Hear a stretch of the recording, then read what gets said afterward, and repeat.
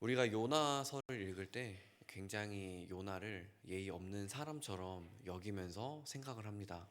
어떻게 하나님이 저렇게 선지자임에도 불구하고 그걸 시켰는데 그거를 그렇게까지 반대를 하고 물고기 속에 들어갈 정도로 그렇게 또 회개를 한 다음에도 또 그렇게 대충 어떻게 살 수가 있나, 이런 식으로 요나에 대해서 이렇게 뭐라고 하는 것들이 많지만, 가만히 살펴보면 요나 입장에서는 굉장히 분할 만도 합니다.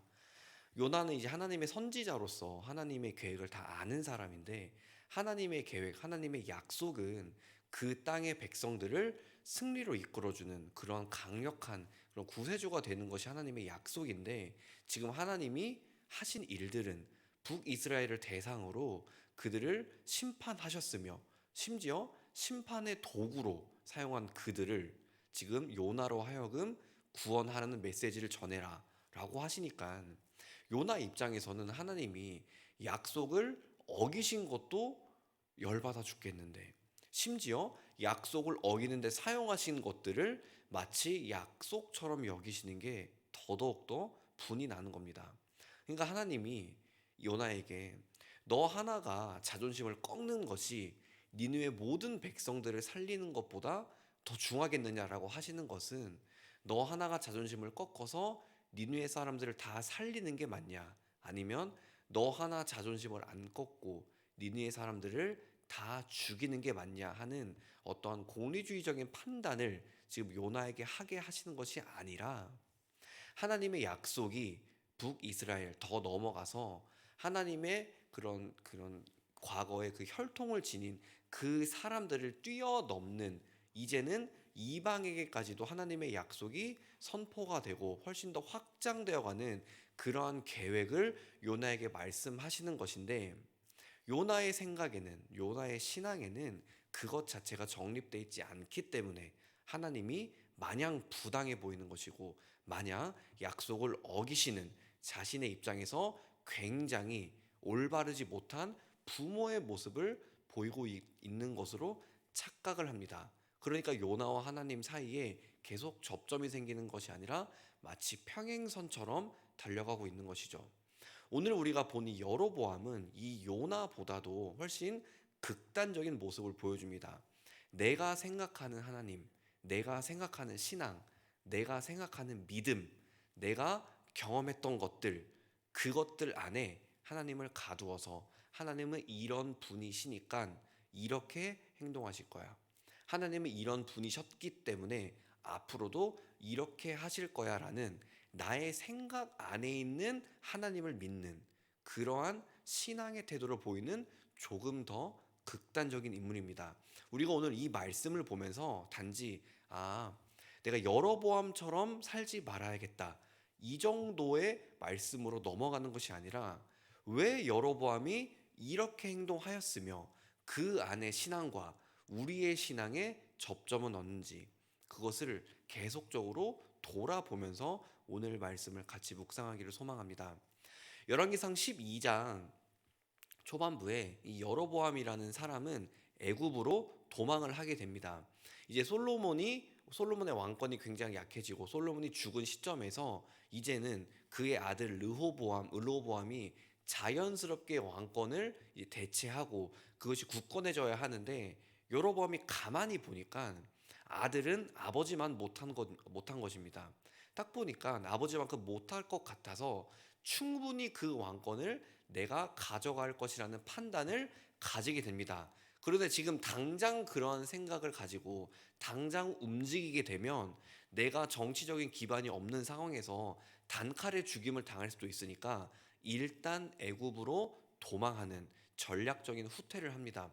전략적인 후퇴를 해서 가만히 상황을 살펴보니, 르호보암이 계속 시간이 지나면 지날수록 자기 왕권을 강해지는 것에는 굉장히 둔하고, 르호보암의 반대 세력은 계속 생기니까 여로보암이 보기에 저 세력을 내가 가져간다면 충분히 르호보암의 왕권을 내가 가져갈 수 있겠구나 하는 생각을 합니다.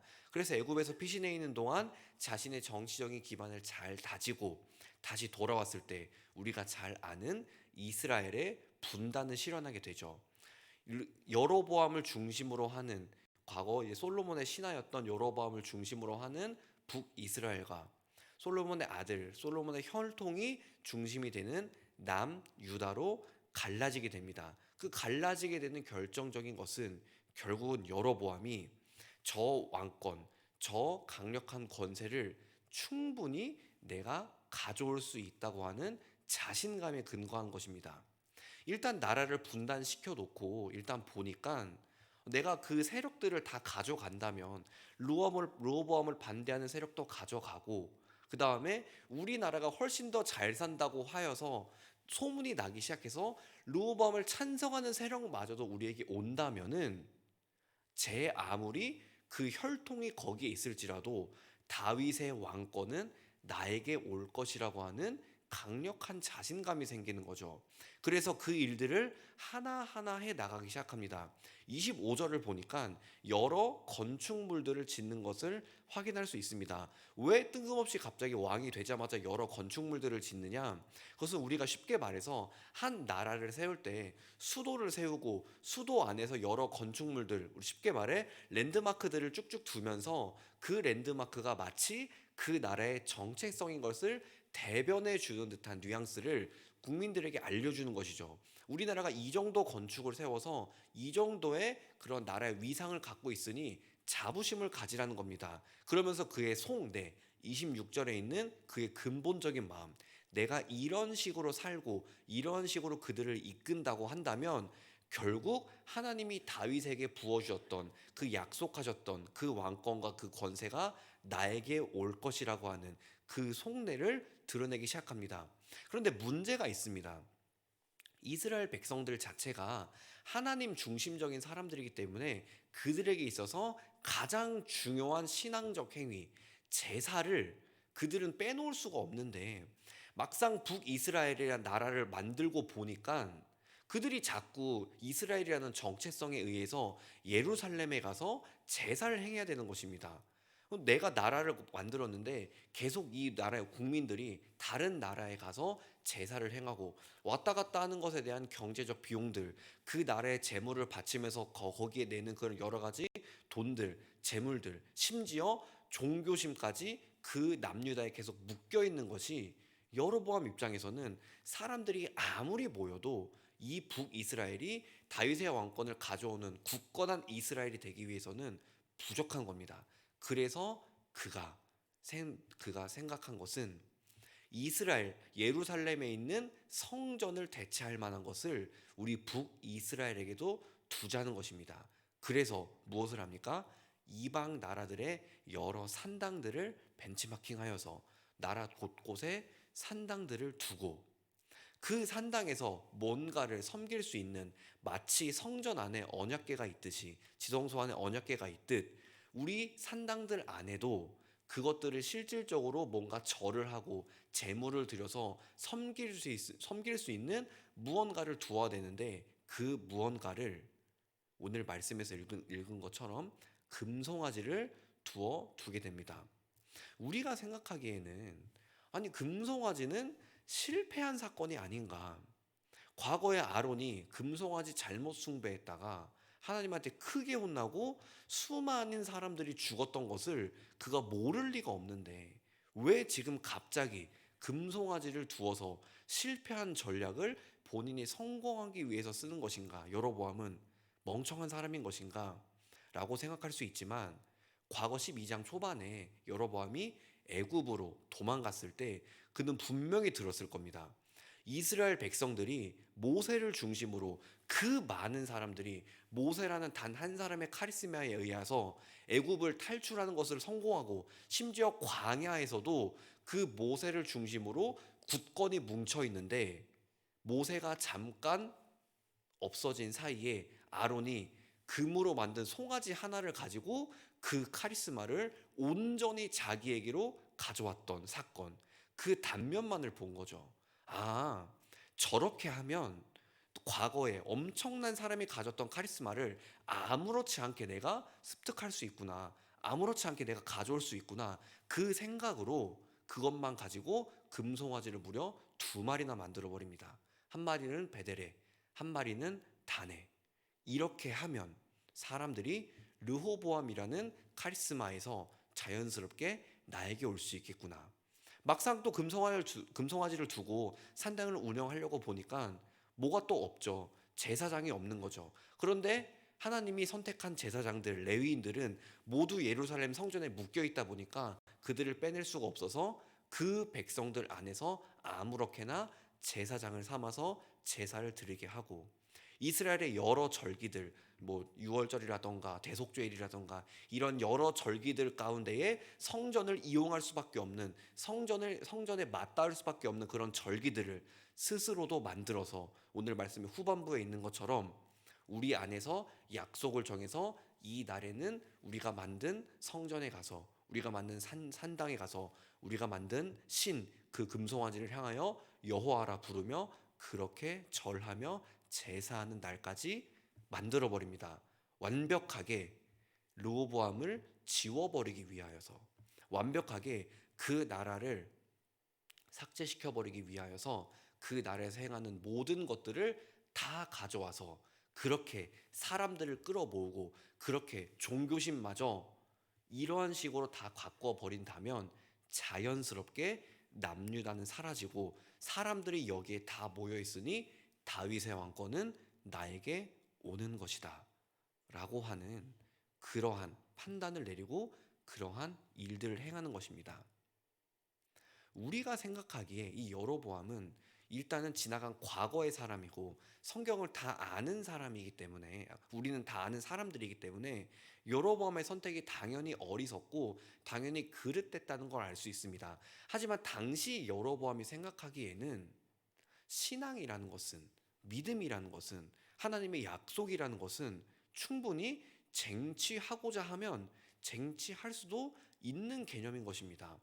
가령 과거에 창세기 시절에 에서가 가지고 있던 장자권을 야곱이 빼서 쟁취하기도 하였고, 거기까지도 갈 것도 없이 이스라엘의 초대 왕이었던 사울을 하나님이 선택하였으나 사울의 아들들이 그 왕권을 이은 것이 아니라 하나님이 다시 선택한 다윗이 그 사울의 왕권을 빼앗아 그 다윗이 두 번째 왕이 되는 그 모습들만 보았을 때 여로보암 입장에서는 왕권이라는 것은 어떻게든 간에 혈통적으로만 이어지는 것이 아니라 맨 첫 번째에서 비롯되어서 그 강줄기가 한치의 흐트림 없이 쭉 이어지는 것이 아니라 언젠가는 다른 외부 요인에 의해서 언제든지 바뀔 수도 있는 것이구나. 그렇다면 솔로몬이 그렇게 죽어버리고 그 아들이 그것을 온전히 갖지 못하는 상황에서 내가 그를 충분히 대체할 수 있고, 보기에 르호보암은 아무 능력도 없는데 나는 이 정도로 똑똑하고 이러한 정치적인 판단과 이것을 실행할 정도의 리더십까지 갖춘 나는 이 정도의 사람인데 당연히 이렇게 된다면 하나님 나를 쓰시겠지. 그러한 판단을 충분히 할 수 있는 것이죠. 앞서 우리가 살펴보았던 것처럼 나의 생각과 나의 신앙과 나의 경험 안에서 있는 하나님을 믿는, 나를 만드신, 나보다 그 위에 계신 훨씬 위대하시고 모든 전지전능하신 그 하나님을 믿는 것이 아니라 내 안에 가두어 놓은 하나님을, 마치 하나님을 우상시하여 믿는 그러한 태도가 현재 여로보암의 일들을 낳은 것입니다. 우리는 산당도 만들지도 않고 금송아지를 숭배하지도 않습니다.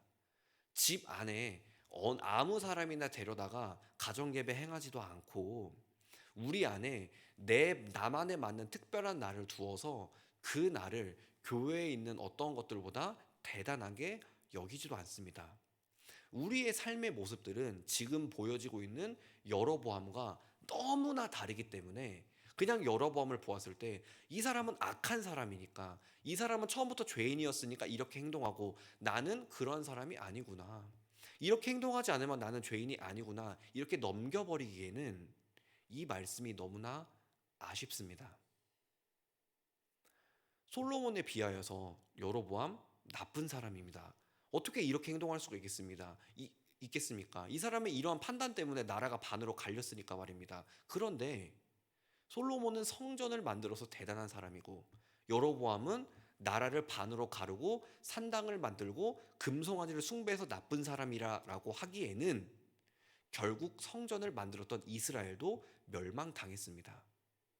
내가 행한 어떤 것들, 내가 행한 모든 나의 시간들, 나의 신앙이라 여겼던 것들 안에 하나님을 가두는 순간 그것들은 영원하지 못합니다. 변질되고 훼손되기 마련입니다. 그래서 그 이전에 솔로몬이 성전을 만들 때 하나님이 솔로몬에게 뭐라 말씀하셨습니까? 성전을 만들어서 잘했다? 아니었습니다. 성전을 만들었지만 너가 내 규례를 따르고 나의 법도를 지키고 율법을 지켜 행하였을 때 내가 너와 함께 있을 것이라고 하는, 솔로몬이 만들어낸 하나님 안에 갇혀 있는 것이 아니라 너를 만든 하나님, 나와 동행할 것을 그에게 요구하셨습니다. 여로보암은 그 하나님의 약속을 알지 못하였기 때문에 스스로 생각하는 과거의 이스라엘의 경험을 바탕으로 한 그 하나님의 역사를 정답으로 여겼기 때문에 그릇된 판단을 하여 이러한 행동을 한 것이고, 우리 역시도 우리가 어떠한 신앙을 하거나 무언가를 할 때에 A, B, C가 있는데 하나님 일단 C는 아닌 것 같아요. 그러니까 A, B 중에 기도합니다 라고 하는 우리의 태도들을 다시 한번 돌아보았으면 좋겠습니다. 내가 아무리 보았을 때 내 인생 살아가면서 이거는 하나님이 진짜 아니었기 때문에 이건 아니야, 그리고 내 생각과 나의 신앙상 이건 절대 아니야 라고 배제해 놓는 것들이 분명히 있을 것입니다. 그런데 그 배제하는 것들 때문에 우리가 상처받고 낙심하고 굉장히 교회적 신앙적으로 뭔가를 하기에 어려움을 겪는다는 것을 우리는 굉장히 많이 볼 수 있습니다. 배제하지 않았으면 좋겠습니다. 그 배제하는 것들 안에 혹시나 이 여로보암의 신앙과 같이 내 안에 갇힌 하나님을 믿는 그릇된 믿음을 가질 수도 있습니다. 그렇게 우를 범하지 않고 모든 것들을 하나님 앞에 내려놓아서 하나님이 선택하시게 하고 하나님이 나를 이끄시게 만드는 참된 올바른 신앙 안에서 우리가 믿음 생활을 할 수 있기를 소망합니다. 기도하도록 하겠습니다.